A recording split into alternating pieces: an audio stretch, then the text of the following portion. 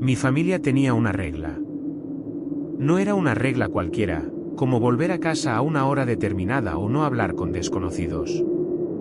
Era algo mucho más extraño, algo que marcó toda mi infancia de una forma silenciosa y opresiva. Después de que el sol se ocultaba, nadie podía decir mi nombre. No importaba quién fuera.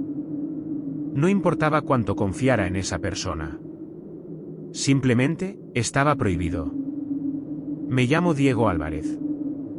Nací en el norte de España, en una región de montañas y pueblos pequeños donde el silencio de la noche puede volverse inquietante si uno presta demasiada atención. Pero si alguien me preguntara de dónde soy realmente, no sabría qué responder. Nunca tuvimos un lugar al que llamar hogar. Solo teníamos sitios por los que pasábamos, antes de marcharnos de nuevo, siempre con prisa, siempre sin despedidas. Desde muy pequeño, mi madre me enseñó esa regla con una seriedad que nunca llegué a comprender del todo. No había dulzura en su voz, ni paciencia, ni explicación. Solo una advertencia clara, casi susurrada, pero cargada de una tensión que se me quedaba clavada en el pecho. Diego, recuerda bien esto. Después de que oscurezca, si alguien dice tu nombre, no respondas. Yo le pregunté una vez, con la inocencia de un niño que aún no entiende el miedo, si eso incluía también a ella o a mi padre. No respondió de inmediato. Se quedó mirándome durante unos segundos demasiado largos, como si estuviera comprobando algo que yo no podía ver, y finalmente dijo, nadie. Solo esa palabra. Y nunca volvió a hablar del tema. Crecí rodeado de esa sensación constante de algo que no terminaba de encajar. No tenía amigos cercanos, no tenía recuerdos que duraran demasiado tiempo, y ningún lugar se sentía realmente mío. Cada vez que empezaba a acostumbrarme a una casa, a una calle o a una escuela, nos marchábamos. Nuevas habitaciones, nuevas ciudades, nuevos rostros que desaparecían antes de que pudiera aprender sus nombres. Todo se repetía una y otra vez, hasta que cumplí 17 años. Esa fue la noche en la que entendí por qué existía aquella regla. Era una noche especialmente oscura, sin luna. El viento se colaba entre las ramas secas de los árboles fuera de la ventana, produciendo un sonido agudo, casi como un susurro constante. Mi padre aún no había regresado, mi madre estaba en la cocina, y yo estaba en el salón, mirando el móvil sin prestar demasiada atención, tratando de pasar el tiempo como cualquier otra noche. Todo parecía normal, hasta que alguien llamó a la puerta. 3 golpes. Secos. Lentos. Demasiado regulares. Levanté la vista. Mi madre también se detuvo. Ninguno de los dos dijo nada. Solo ese sonido, repitiéndose una y otra vez, como si estuviera marcando el pulso de la casa. Entonces, una voz se escuchó desde el otro lado. Diego, abre la puerta. Mi cuerpo se tensó al instante. No porque la voz fuera desconocida, sino precisamente porque no lo era. Era la voz del señor Vargas, nuestro vecino. Un hombre común, sin nada extraño en él, alguien con quien mi padre hablaba a menudo. Y aún así, algo no estaba bien. Diego, sé que estás ahí. Esta vez su voz se alargó ligeramente, como si estuviera disfrutando cada sílaba de mi nombre. Sentí como mis piernas se movían solas, llevándome hacia la puerta sin que yo lo decidiera realmente, como si algo invisible tirara de mí. Detente. La voz de mi madre sonó detrás de mí. Baja. Tensa. Suficiente para hacerme parar. Me giré hacia ella. Su rostro estaba completamente pálido. Sus manos temblaban. Pero lo peor no era eso, lo peor era que no me estaba mirando a mí. Estaba mirando la puerta. No la abras. El silencio se hizo pesado por unos segundos. Luego, los golpes volvieron. Más fuertes esta vez. Diego. Pero aquella voz ya no sonaba humana. Se deformaba, se alargaba, como si varias voces hablaran al mismo tiempo desde el mismo lugar. Diego. Un escalofrío me recorrió la espalda. Y en ese mismo instante, la puerta se abrió de golpe. Mi padre estaba allí. No escuché el coche. No escuché sus pasos. Simplemente apareció, como si ya hubiera estado dentro desde el principio. En su mano llevaba un cuchillo de cocina. Sin decir una sola palabra, salió corriendo hacia el exterior. Me quedé paralizado. Mi madre me agarró con fuerza y me arrastró hacia atrás. Afuera se escuchó un grito. No era el de mi padre. Era el del señor Vargas. ¿Te has vuelto loco? El sonido de pasos alejándose. Luego, silencio absoluto. La puerta se cerró de golpe. Mi padre volvió a entrar, respirando con dificultad, los ojos enrojecidos, como si acabara de enfrentarse a algo que no pertenecía a este mundo. Tenemos que irnos. Ahora. No explicó nada. No dio tiempo a hacer preguntas. Mi madre me llevó a la cocina. Antes de que pudiera reaccionar, me puso un cuenco en la mano. Bébelo. No entendí nada. Intenté preguntar, pero ella gritó, desesperada, bébelo. Nunca la había visto así. Bebí. El sabor era amargo, insoportable. En cuestión de segundos, todo empezó a girar. Los sonidos se distorsionaron, la luz se fragmentó. Justo antes de perder el conocimiento, escuché a mi madre susurrar, casi como una súplica, no dejes que vuelva a decir tu nombre. Cuando desperté, ya no estaba en casa. Estaba en el coche. El motor rugía con violencia, y las luces de la carretera se estiraban como líneas deformes a través de la ventana. Giré la cabeza, y vi nuestra casa ardiendo. Las llamas la devoraban por completo, como si borraran cualquier rastro de que alguna vez hubiéramos vivido allí. No tuve tiempo de entender nada. Porque entonces lo vi. Una sombra. Corriendo junto al coche. La velocidad era imposible, más de 140 kilómetros por hora, pero esa cosa seguía allí. No solo eso, se acercaba. Madre, mi voz tembló, hay algo. Ella me tapó la boca con fuerza. Su cuerpo entero temblaba. Sacó el teléfono y escribió rápidamente. No mires. No hables. No existas.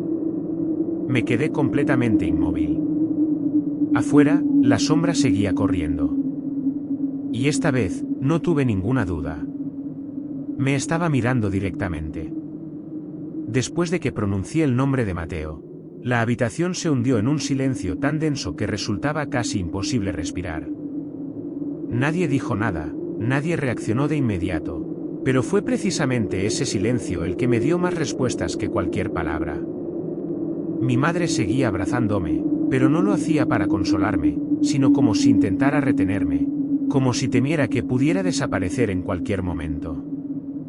Mi padre, en cambio, se había girado hacia la puerta, apoyando ambas manos contra la pared, con la cabeza inclinada hacia abajo y los hombros tensos, como si estuviera conteniendo algo que estaba a punto de romperlo. Pasó un largo rato antes de que hablara. Cuando lo hizo, su voz era tan baja y áspera que apenas parecía humana. No vuelvas a mencionar ese nombre. Levanté la vista hacia él, y por primera vez en mi vida entendí algo que nunca había querido ver. Mi padre no estaba preocupado, estaba asustado. Le pregunté por qué, pero nadie respondió. Mi madre negó suavemente con la cabeza, su mirada suplicando que no insistiera. Pero ya lo sabía. Todas las muertes a mi alrededor, desde Mateo hasta mi hermana, nunca habían sido casuales. Y lo que nos perseguía no cazaba al azar, elegía. Salimos del motel antes de que amaneciera. No desayunamos, no hablamos, simplemente subimos al coche en silencio, como si estuviéramos huyendo de algo que ni siquiera podía nombrarse. El cielo estaba gris, apagado, y la luz débil apenas iluminaba la carretera que se extendía frente a nosotros. Mi padre conducía, mi madre miraba hacia adelante y yo permanecía en el asiento trasero sin atreverme a romper ese silencio. extraño que parecía envolvernos. Después de aproximadamente una hora, mi padre habló por fin. Tenemos que ir a Sierra Negra. El nombre me resultó desconocido, pero la forma en que lo dijo hizo que entendiera que no era un lugar cualquiera. Mi madre no protestó, solo preguntó en voz baja cuánto faltaba. Unos 800 kilómetros. En ese momento comprendí que aquello no era un viaje, era otra huida. Apoyé la cabeza contra la ventana y miré las montañas a lo lejos, envueltas en una luz débil. Desde la distancia parecían gigantes oscuros, inmóviles, observándonos. Y, por alguna razón que no podía explicar, sentí algo extraño. No exactamente miedo, sino una inquietante sensación de familiaridad, como si ya hubiera estado allí antes. Intenté cerrar los ojos para dormir, pero cuanto más lo hacía, más claras se volvían las imágenes en mi mente. Mateo, mi hermana, la sombra, todo mezclándose en una pesadilla sin salida. Entonces volvió a aparecer la voz. Diego. Esta vez no venía del exterior, sino desde muy cerca, casi pegada a mi oído. Abrí los ojos de golpe, el corazón latiendo con fuerza, pero dentro del coche nada había cambiado. Mi padre seguía conduciendo, mi madre seguía mirando al frente. Diego, ¿lo recuerdas? La voz continuó, y comprendí que no provenía del espacio a mi alrededor, sino de dentro de mi propia cabeza. Apreté los puños, intentando no reaccionar, pero no se detuvo. Aquella noche, en el campo de sandías, mi respiración empezó a volverse irregular. Tú te escondiste, yo no. Apreté los dientes con fuerza, intentando contenerme. ¿Recuerdas lo que te dije? Las imágenes regresaron con una claridad insoportable. Mateo girándose hacia mí, con miedo en los ojos, pero aún firme. Escóndete, no dejes que te vea. Abrí los ojos, el sudor frío recorriéndome la espalda. Tú te escondiste, susurró la voz, pero eso no vino por mí. No pude soportarlo más. Cállate, murmuré. El coche frenó bruscamente, las ruedas chirriaron contra el asfalto. Mi madre se giró de inmediato. ¿Qué has dicho? En ese instante lo supe. Había cometido un error. Había respondido, aunque solo fuera en un susurro. El ambiente dentro del coche cambió al instante. El aire se volvió frío, un frío antinatural que parecía atravesar la piel.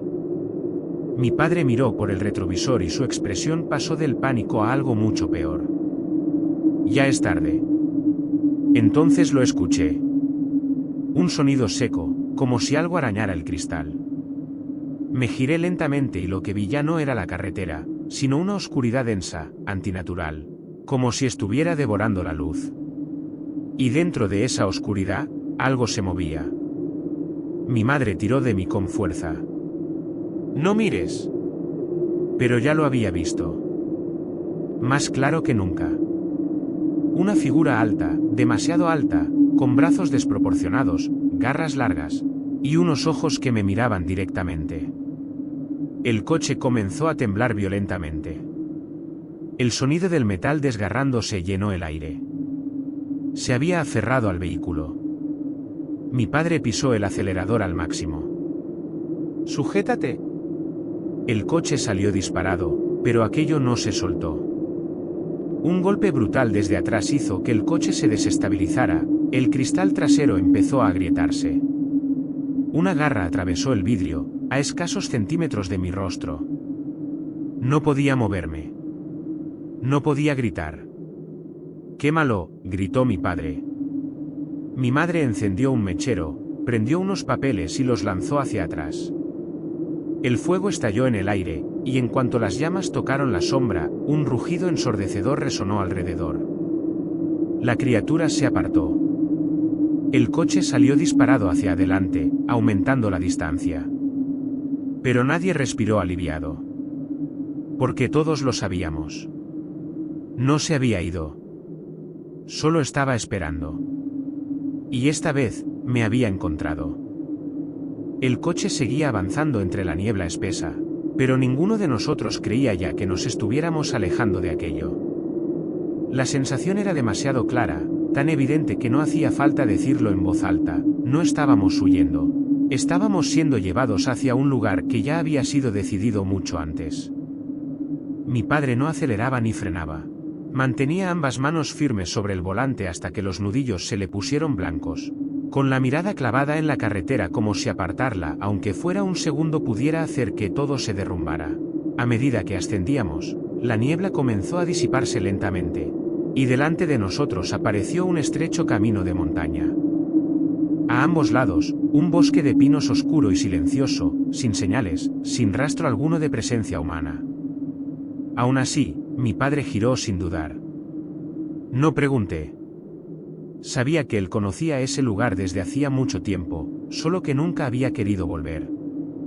Mi madre permanecía en silencio absoluto, con las manos entrelazadas con tanta fuerza que apenas circulaba la sangre, y yo, en el asiento trasero, sentía ese frío pegado a la espalda, como si la sombra nunca se hubiera marchado realmente, como si estuviera allí, delante de nosotros, esperando. Vimos el monasterio justo al tomar una curva. Apareció de golpe entre la niebla, como si siempre hubiera estado allí, oculto, aguardando. Una masa de piedra gris, fría, aislada en medio de la montaña, con muros altos, ventanas estrechas y ninguna luz. Y aún así, daba la sensación de que algo seguía habitándolo, algo silencioso, paciente. El coche se detuvo frente a la entrada. Nadie bajó de inmediato. Solo el sonido constante del motor y la respiración pesada de los tres dentro de ese espacio cerrado. La puerta delantera se abrió. Pero no fue mi padre. Alguien ya estaba afuera. No escuché pasos. No vi a nadie acercarse. Simplemente, estaba allí. Un hombre de mediana edad, cabello entrecano, abrigo largo negro, rostro hundido, pero con una mirada tan serena que resultaba incómoda. No preguntó quiénes éramos. No mostró sorpresa. Solo me miró directamente a mí. Baja. 2 palabras. Nada más. Y aún así, no había forma de negarse. Entramos en el monasterio siguiéndolo. El interior era aún más frío, las paredes de piedra retenían la humedad y el paso de los años. Las velas apenas iluminaban el camino, y nuestras sombras se alargaban de forma extraña sobre el suelo irregular. Nadie habló durante el trayecto. Solo se oían nuestros pasos, secos, huecos, como si resonaran desde un lugar muy lejano.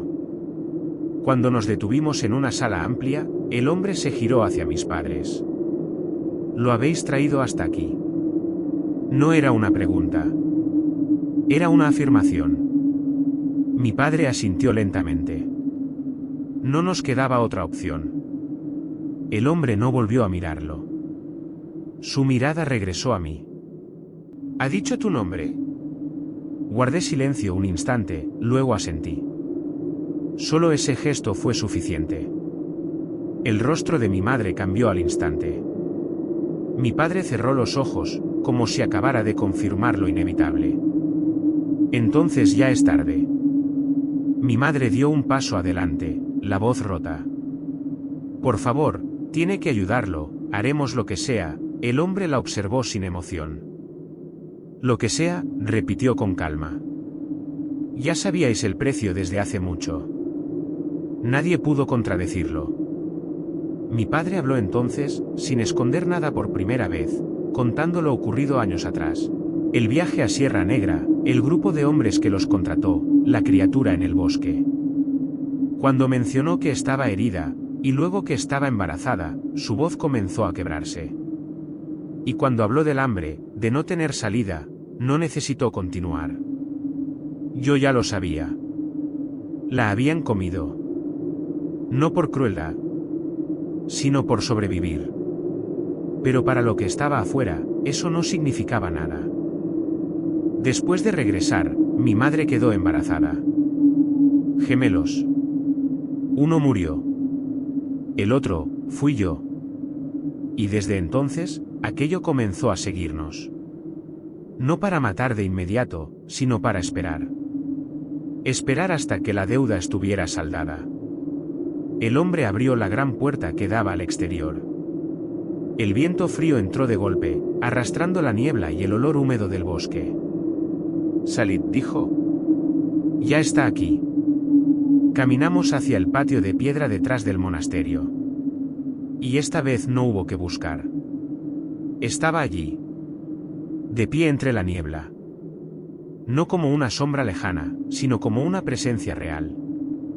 Alta, desproporcionada, a medio camino entre humano y bestia, con brazos demasiado largos, garras curvas, oscuras como metal quemado. Sus ojos nos observaban fijamente, sin rabia, sin prisa, solo esperando. Mi madre cayó de rodillas primero.